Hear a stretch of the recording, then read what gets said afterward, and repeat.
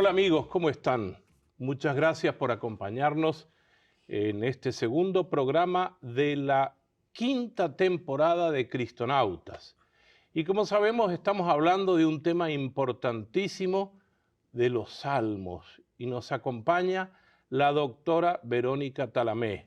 Verónica, muchas gracias por estar hoy con nosotros nuevamente en este programa tan importante sobre los Salmos. Hola Ricardo, muy bien. Muchas gracias a vos por invitarme, por hacerme parte de este proyecto de Cristonautas. Sí, les recuerdo que la doctora Verónica es doctora en Teología Bíblica por la Universidad Gregoriana en Roma y nos estuvo contando en el programa anterior, que lo invito al que no lo vio, que lo vea, cómo fue que ella, siendo laica, decide ir a estudiar Biblia a Roma. ¿Dónde estuviste? 9 años, me dijiste. 9 años, Ricardo, toda una gran parte de mi Una vida. gran parte de la vida, 9 años de estudios bíblicos. Sí, Qué sí. importante. En el programa pasado estuvimos hablando de la importancia de los salmos. ¿Por qué es importante que esté el libro de los salmos en las Sagradas Escrituras? Mira, si tuviera que resumirlo, yo diría que es tan importante orar con los salmos como querer dirigirse a Dios con sus palabras. Esa es la gran importancia, que Dios nos escribió sus palabras, nos las puso por escrito a través de tantos siglos, de tantos periodos, ¿no?, de la historia de la salvación, nos puso por escrito para que nosotros leamos, asumamos y nos dirijamos a Él con sus palabras. Así que, ¿qué más importante que hablarle a Dios con palabra de Dios? Esto me llama la atención, hablarle a Dios con palabras de Dios. Cuando leemos los salmos, yo veo que en los libros de la Biblia, en muchos libros de la Biblia, hay protagonistas. Por ejemplo, en la parte histórica del Génesis está Abraham, Isaac, Jacob, etc. Se van al pueblo de Egipto, está el faraón, etc. En el libro del Éxodo está Moisés. ¿El libro de los Salmos tendrá también protagonistas? Claro, sin duda. Mira, fundamentalmente los protagonistas de los salmos son dos: Dios y el orante. Pero estos son los dos principales protagonistas. Pero como ya sabés, porque habrás leído más de una vez y orado más de una vez algún salmo, están estos tercer protagonistas que son los enemigos. Ahora, vamos a ir un poquito desmenuzando estos protagonistas porque tienen sus particularidades. Primero dijiste Dios. Dios. Dios es el primer protagonista del Salmo. Sí, Dios en su doble dimensión, en la dimensión presente, y ahí por supuesto es la experiencia del orante cuando siente a Dios cercano.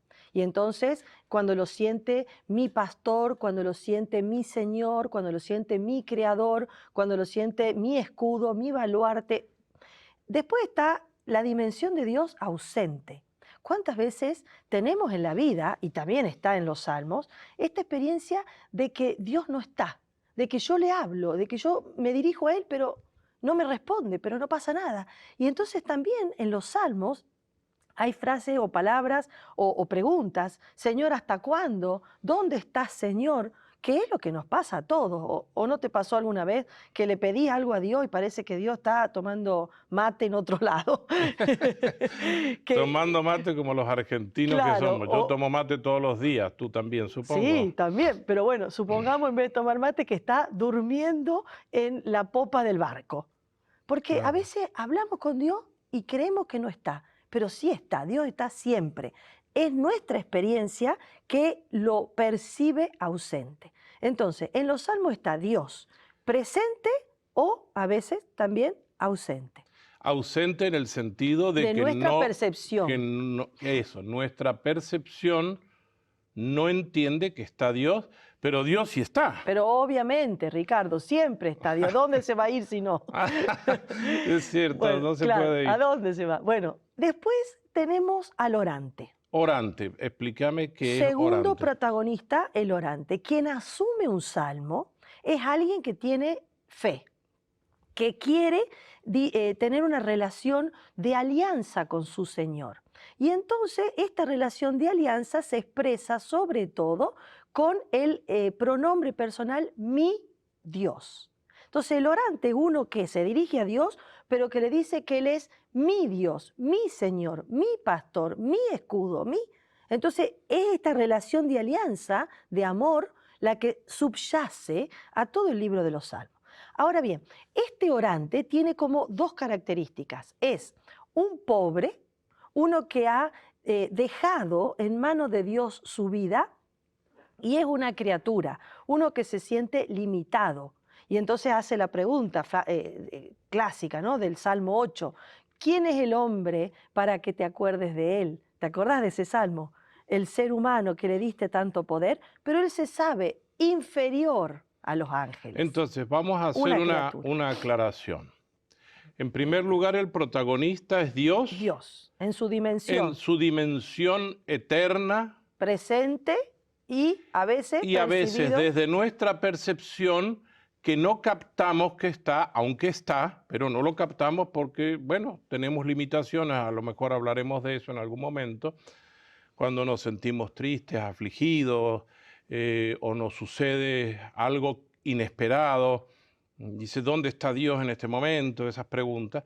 Pero el orante es la persona, el ser humano, que se dirige a Dios. Ese es el orante. Claro. Sea un varón o una mujer que estemos en situación de oración. Exactamente. Porque acordate que los salmos son un formulario de oración, modos de orar, distintos modos para las distintas circunstancias.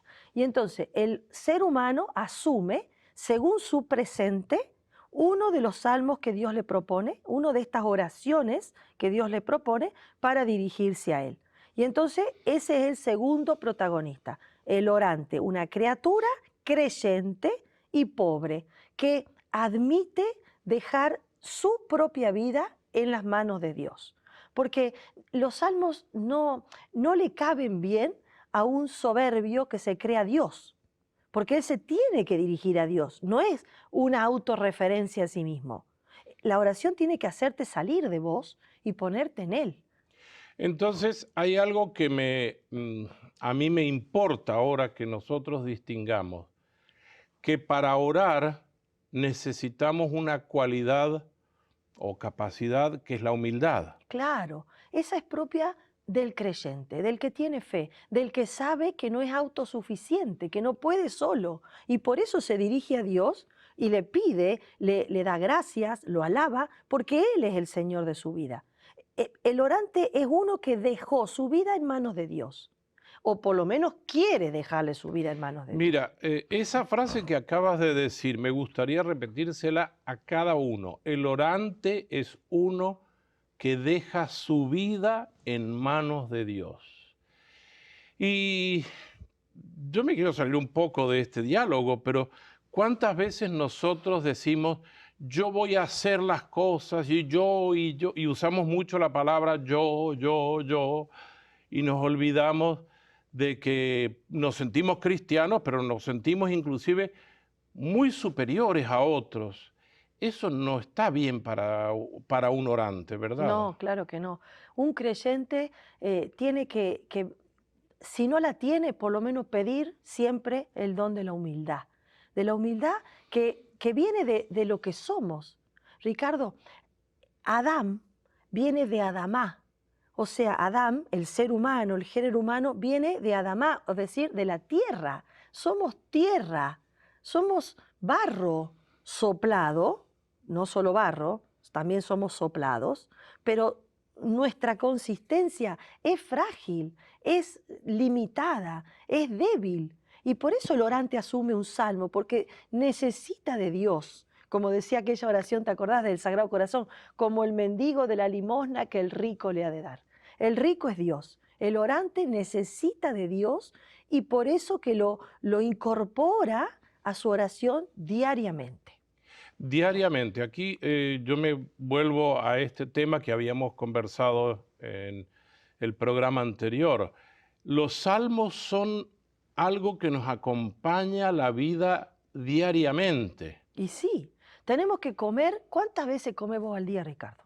Ay, no me hagas esa pregunta en cámara, pero deberían ser 3, máximo 4. Bueno, esos son los ritmos de la oración de los salmos. tenemos laudes, desayunamos, Ujú. tenemos al mediodía, comemos, ¿no? Bueno, la hora intermedia. Después tenemos a la tarde, tomaste unos matecitos, te tomó un té, tenemos víspera y después cenamos y nos vamos con completa a dormir. 4 días por lo menos, así tenemos un ritmo de presencia de Dios que quiere el orante deponer su persona y ponerlo a Dios en el centro. El que lo entendió perfecto eso es Pablo. Cuando Pablo dice, ya no vivo yo, es Cristo quien vive en mí, ¿qué está diciendo? Es que él hizo de su vida una ofrenda constante, diaria al Señor. ¿Y cómo hacemos para hacer eso? Asumimos salmos, nos conectamos todo el tiempo, mañana, mediodía, tarde y noche con el Señor y ya está. Y eso es. Claro, la idea cuando oramos con los salmos sería mejor que nosotros prestemos atención a todas las palabras. A veces usamos en la liturgia de las horas, y esto es no sé si algo que me pasa a mí, hay muchas palabras difíciles que nosotros no entendemos, pero las volvemos a decir y las volvemos a decir aunque no las entendamos. ¿Qué nos aconsejas cuando no entendemos alguna palabra de un salmo? ¿Y qué nos aconsejas? Buscarlo en el diccionario, por lo menos. ¿O Y qué? sí, buscar en algún diccionario, en algún recurso, en algún subsidio. Hay tanto hoy, pero hay que partir de una realidad. El salterio es un microcosmos, un festival de imágenes. Hay tantas imágenes, tantas metáforas, tantas comparaciones que a veces nos son hasta algunas desconocidas, porque pertenecen a un mundo que ya nosotros hemos superado por muchos años. Pero eso no significa que quedaron obsoletas, sino que hay que tratar de encontrarle el sentido. Y entonces tenemos podríamos dividir así, ¿no? El Festival de Imágenes como en 4. ¿Cuál sería la primera imagen que uno puede ver en los salmos? Imágenes que nos presentan los salmos. Los salmos son como una pintura, pero escrita, ¿no es cierto? Claro, como una pintura de muchos colores, de muchos colores, hay de todos, digamos, de todas las características, de todos los matices. Pero mira, hay un mundo de imágenes que le pertenecen a Dios, ¿no? Y que quieren describirlo de alguna manera a Dios. Sabemos que Dios no tiene rostro, no tiene partes del cuerpo, Dios no tiene forma, Dios es un espíritu. Pero ¿cómo hacemos para traerlo a nuestra sensibilidad, a nuestra cercanía? Entonces, el mundo de los salmos, ¿qué hace? Usa metáforas humanas. Y entonces le atribuyen a Dios, esto se llama antropomorfismo, formas de antropo, de hombre. Y entonces dice, por ejemplo, que Dios es como un padre, ¿no? Dice el Salmo 103, que Dios tiene sentimientos como una madre, tiene ternura, tiene cercanía. También se le atribuye para describir a Dios algunas imágenes de animales. Y entonces dice que Dios es como una gallina con su pollito, dice que Dios tiene alas, por ejemplo, ¿no? Ujú. Que Dios tiene, por ejemplo, figuras, que es guerrero, que tiene un escudo. Son formas para decir que Dios nos acompaña en todo lo que pasa en nuestra vida. Perdón, voy a levantar la mano. Eh, Cuando hablamos de estas metáforas, la Biblia no puede ser entonces interpretada No, literalmente. claro Dios que no no. tiene un escudo, ya sea de cuero o de bronce, en la mano, porque primero tampoco tiene manos, ¿no es No cierto? tiene ni mano ni escudo. Ni escudo. Pero Claro. es esa es la palabra metáfora. ¿Nos podrías explicar qué significa una metáfora? Claro, es un modo de decir con alguna figura literaria, un modo de decir otra realidad. Entonces, cuando vos decís como nos dabas este ejemplo, ¿no? Dios que es un valiente guerrero, dice el Salmo 18. Dios es un valiente guerrero. ¿Qué quiere decir eso? Que tiene un escudo Y una y lanza. una lanza. ¿Cómo? como si fuera. No es que tiene desde el cielo va cayendo flechas al enemigo, no. Claro, no es Zeus en la No, mitología. claro. Claro, Son claro. modos, figuras literarias para describir una realidad que no sabemos bien ni cómo es. Ya San Agustín decía, de Dios sabemos más lo que no es que lo que es. Claro. ¿Qué podemos saber de Dios?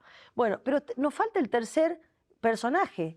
¿Te acordás que eran tres los protagonistas? Sí. Era Dios, era la criatura, y después tenemos el tercer protagonista que está siempre queriendo romper la alianza.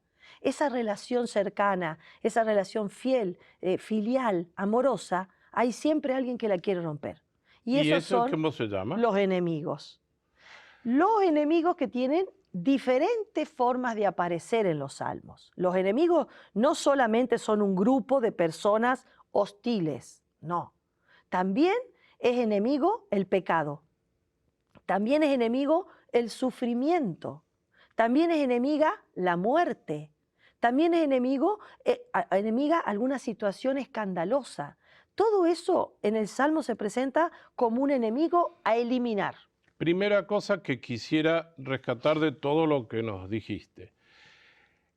El enemigo es aquel que quiere romper la alianza. Sí. Nosotros usamos la palabra alianza, por ejemplo, en el matrimonio, con un anillo que le llamamos alianza, que representa el amor de los esposos. Es una metáfora. Una metáfora, eso es una metáfora. Pero también hay una alianza que Dios hace con el ser humano. Claro, que la hizo desde Noé. ¿Te acordás cuando el arco iris y Dios puso en el cielo un arco iris para decir, yo cada vez que miro el cielo y veo el arco iris me voy a acordar que establecí con el mundo la paz? Y entonces el Señor es un Señor de paz, de armonía. Y esa relación es la que todos deseamos. Si yo te dijera en un minutito, pensá una palabra que desea tu corazón. Una. No, Amor, paz. paz. Bueno, eso es lo que el enemigo quiere romper.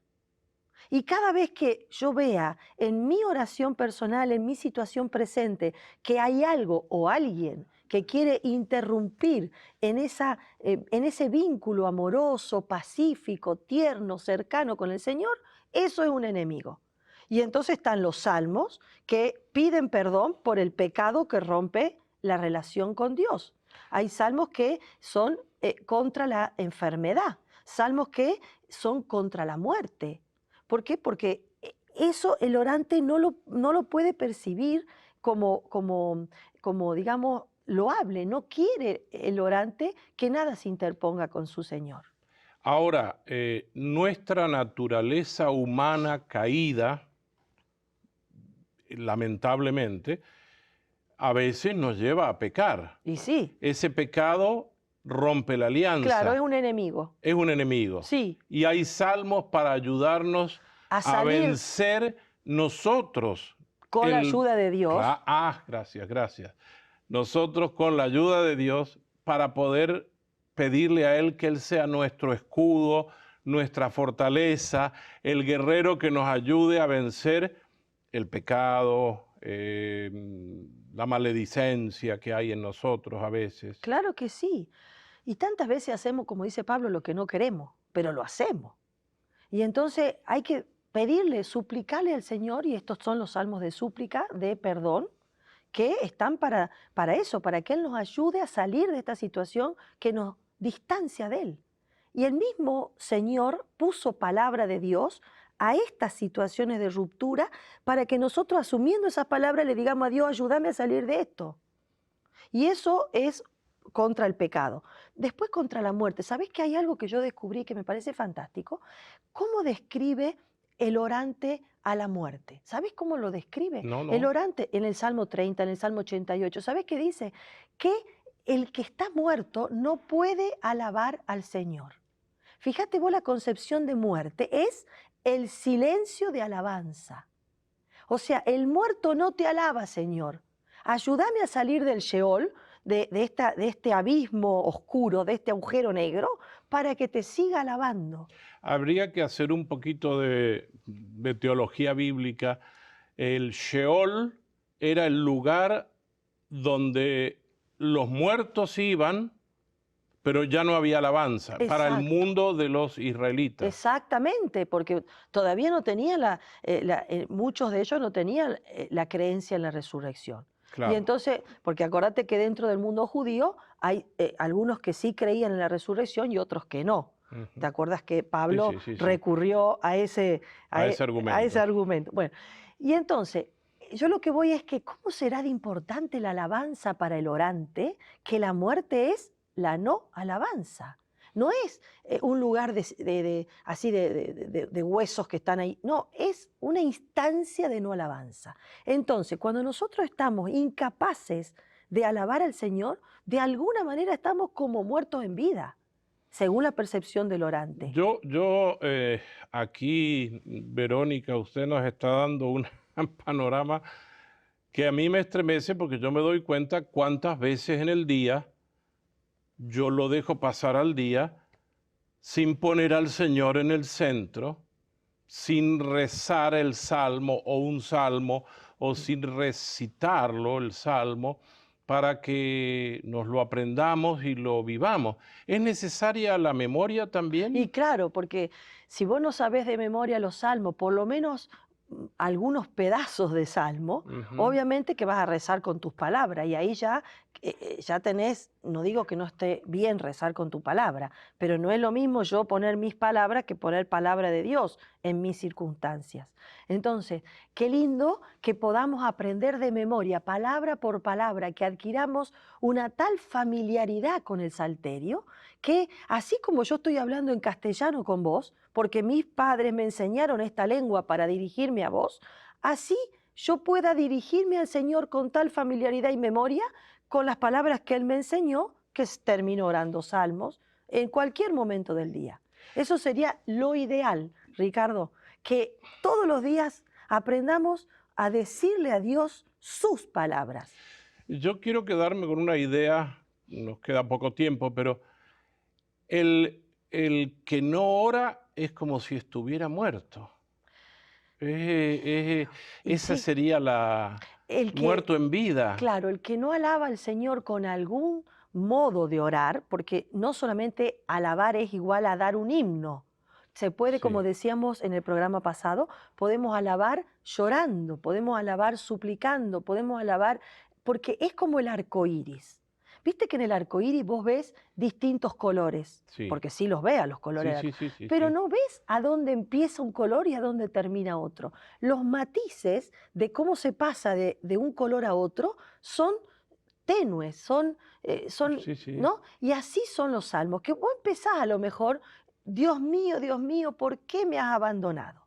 Empezás teniendo una experiencia de ausencia de Dios, pero ese Salmo 22 termina alabando al Señor en la asamblea.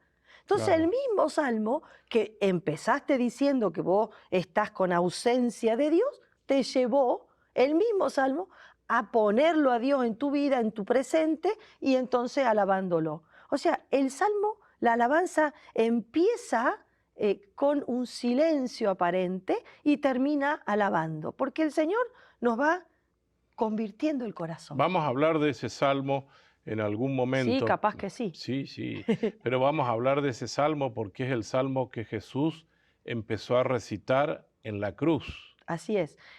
Los salmos, como en la época de Jesús, solamente se citaba el primer versículo y ya se sabía que salmo venía. Así que con solo decir el primer versículo estamos seguros que el Señor recitó todo el salmo, oró todo el salmo en la cruz, pero se lo nombra con el primer versículo. Así O que sea que no es que Dios lo abandonó a Jesús. no, es la experiencia del ser humano en el sufrimiento y en la muerte.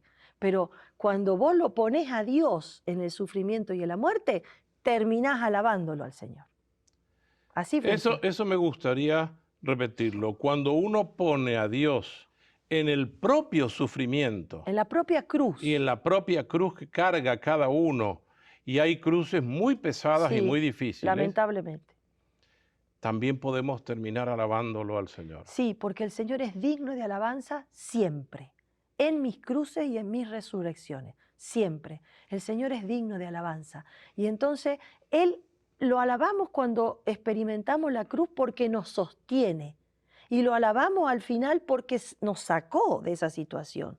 Y entonces el Señor puso ese salmo para los crucificados, pero un salmo que en el medio entrega su vida al Señor. En tus manos encomiendo mi espíritu. Y entonces está confiando en su Padre, a quien le está reclamando por qué no se hace más presente. Así es. Entonces, yo te pediría, Verónica, si podrías darle una palabra de aliento a aquel que no ha sabido usar tanto los salmos para culminar este programa. ¿Qué le dirías a estas personas que inclusive necesitan urgente empezar una vida de oración con los salmos? Yo le diría a aquellos hermanos, hermanas que se valgan de los salmos, no solamente como una escuela de oración, una escuela en la que yo asumo palabras de Dios para decirle a Dios nuestras cosas. No solo una escuela de oración, sino y sobre todo con cada salmo vamos haciendo un camino de conversión. Los salmos nos convierten al Señor. Los salmos nos ayudan a tener sus mismos sentimientos, sus mismos criterios, nos ayudan a asumir su modo de ser. Y entonces no solo son una escuela de oración, sino y sobre todo una escuela de conversión. Anímate a hacer tuyo cada uno de estos 150 salmos. Muchísimas gracias, doctora Verónica, por acompañarnos en este programa que ha sido tan iluminador, y los invitamos a ustedes a que obviamente tomen el libro de los Salmos en la oración. Y bueno, muchas gracias por acompañarnos, gracias doctora Verónica, y acuérdense que vamos a seguir en esta quinta temporada sobre el tema de los Salmos. Muchas gracias. Muchas gracias.